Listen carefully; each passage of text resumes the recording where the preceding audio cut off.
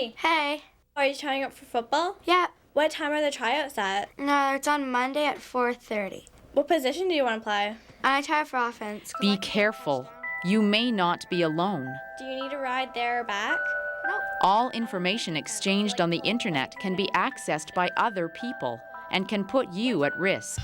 If you have information about any form of internet abuse, contact Crime Stoppers and report it anonymously at 1-800-222-TIPS.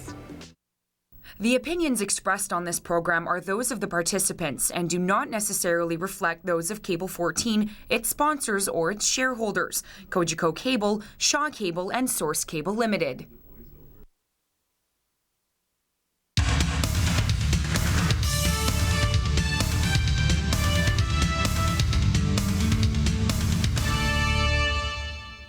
Well, hello and welcome to this Monday, November the 14th edition of For the Record. I am your host, Mike Fortune, and it's a very special Crime Stoppers Connection edition where we are going to be talking a little bit more about Crime Stoppers, informing you, the viewers, about Crime Stoppers and how valuable of an asset it is here in this great city of Hamilton. Hopefully everyone has recovered nicely from the big Hamilton Tiger Cat win yesterday. And with that said, I'll get in an Oski Wee Wee. Let's now look at our panel. And we're going to start things off with Debbie McGreal-Dining. Great to see you again, Debbie. Things been going very well for you. Busy, I assume? Things are great. Things are very busy at the office, and that's why we're here today to talk about it. Yeah, and there's a lot of things. You're the program coordinator, and so many things are coming up. So look forward to chatting with you a little bit about that. And then, of course, we have Paul Crossman. Paul, I understand you attended a presentation about Crime Stoppers in 06-07. And you found the concept, a necessity, and the program very intriguing. And you've been basically with them for the last 3-4 years now. How have you enjoyed your experience so far? It's very rewarding and very, sorry, you caught me off guard with that one. Very knowledgeable. I learned a lot from it. No doubt. And then, of course, we have Bryon. And we'll get back to more of you a little bit, Paul, and we can fill in a little bit more stuff. With you, Bryon, you're a Lions Club member, a Children's Aid Board member, and you've been on the board of Hamilton Crime Stoppers now for 3 years. So thank you very much for joining us. Really looking forward to getting the insight from the three of you fine folks about Crime Stoppers, and again, how the community can help out. And Debbie, let's start with you right now. Let's talk a little bit about the funding and how you have to get your money in so you can give out these great rewards. Great, thanks Mike. Well, we've talked about it briefly in some of the shows in the past. Crime Stoppers is not a police program. We are completely dependent on fundraising within the community, private sponsorships, business sponsorships, in order to run the program successfully.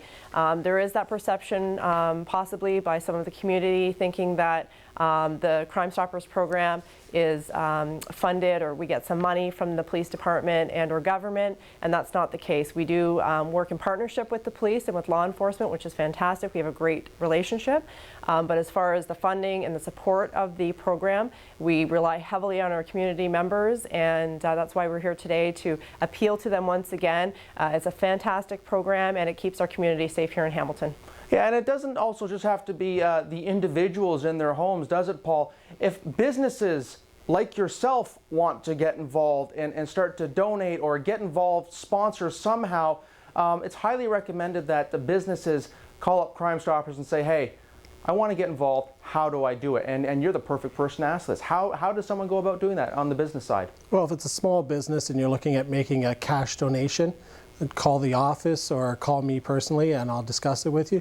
We have a sponsorship program that's between $300 and $1,000, and it's like a plaque program. We come to your shop or your business shop in my case and put a plaque on the wall letting your customers and clients know that you're a Crime Stoppers supporter and that you're concerned about the safety of the neighborhood and that area. And if it's more than $1,000, we bring you to a corporate level and do a similar idea, but you have website access, all our events that you'll be mentioned. Yeah, and speaking of events, that is one way that you have to continue to raise a few funds. Bryon, I know you've been on the board for a few years now. I'm sure you have attended some of these events. They're a lot of fun, but of course getting the awareness out there is important. And of course raising a few bucks, that is also important, isn't it, sir? Well, the value of Crime Stoppers is through awareness and through having the funds to run the program. And I sit on as a member of the board.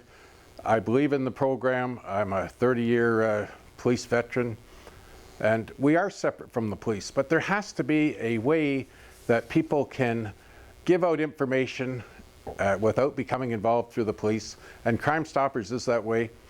And to do this program, we have to make people aware of it, but we also have to have the funding. And I sit on the board to help ensure that the programs are in place for the awareness, and also to see that we are doing some fundraising and trying to meet the needs of the city of Hamilton. When you're in these board meetings and these things are being discussed, and there is that unknown still within the public about, well, yeah, how do I know that the number isn't really being traced, or if it's not on Twitter or Facebook? How am I comfortable? Do you find that is one of the biggest challenges about getting your message out, that nothing is traceable until finally someone has been brought in, and then that reward can go out? Debbie, maybe you can touch on that? Yeah, sure, Mike. Yeah, of course. That's always one of the first questions is people are hesitant and they want to ensure that the program is completely anonymous.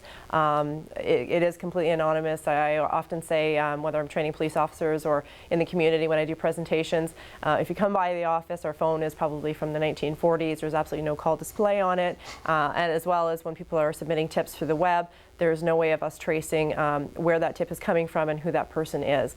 But that, like Bryon said, the way we educate the public on that is through awareness, and we need funds, obviously, to promote it properly and successfully in the community.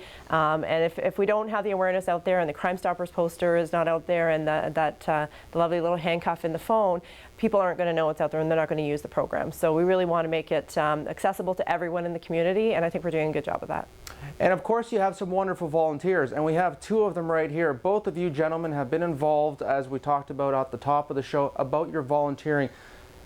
Let's start with you, Paul. Can you briefly tell us a little bit about some of your experiences volunteering for Crime Stoppers and some of the satisfaction that you're getting personally? That might be a little selfish, but let's hear. What are you getting out of this? Well, I had a lot of fun just on the weekend with my children and my wife. We attended the Santa Claus Parade here in Hamilton.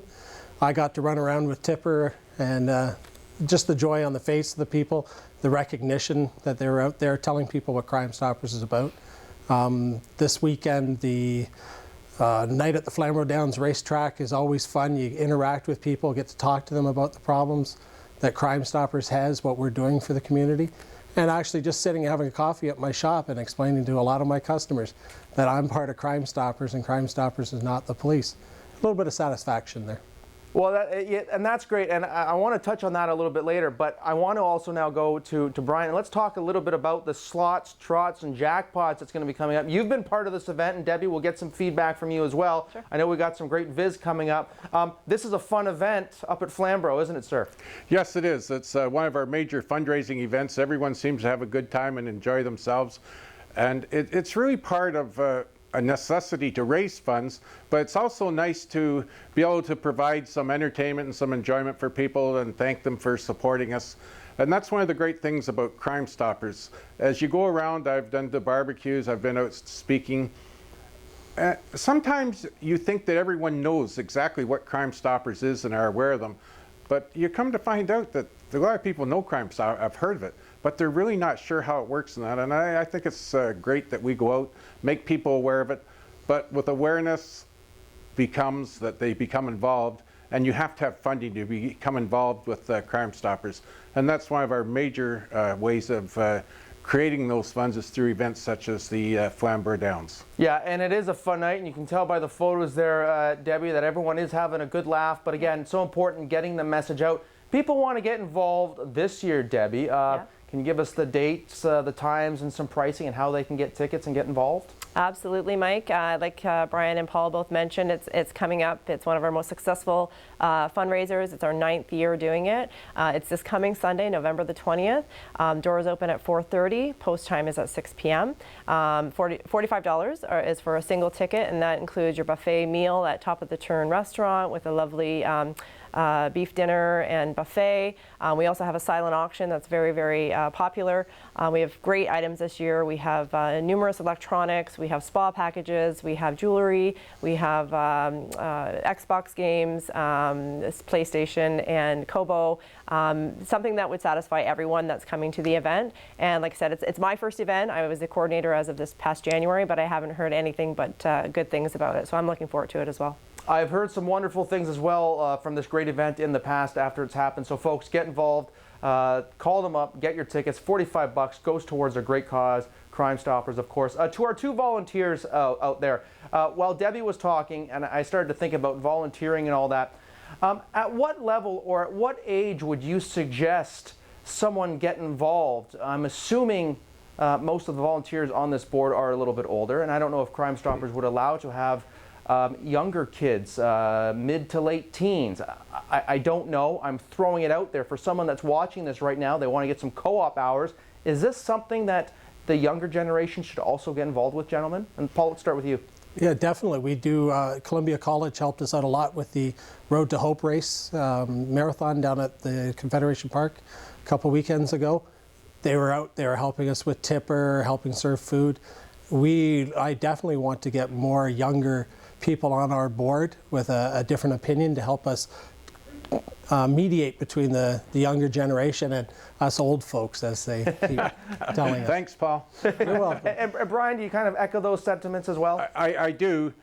And I think that one of the best ways to get awareness is starting off when they're younger through the schools, make them aware that there are alternate means in contacting the police and passing information on, and just start them young and get them involved, and hopefully they will become more involved with Crime Stoppers.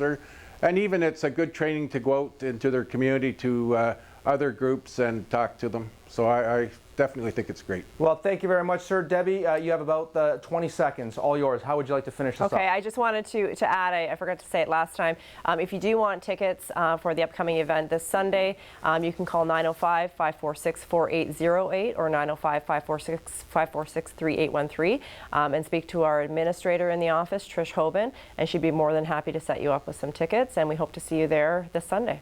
Well, thank you very much, Debbie, and thank you very much to our panel. One more time, Debbie McGreal, Paul Crossman, and of course, Bryon Brown. Thank you so much for tuning in to For the Record, Crime Stoppers Connections. Really do appreciate it. To our panel, thank you once again. And folks, it's been a pleasure. We'll see you next time. Take care.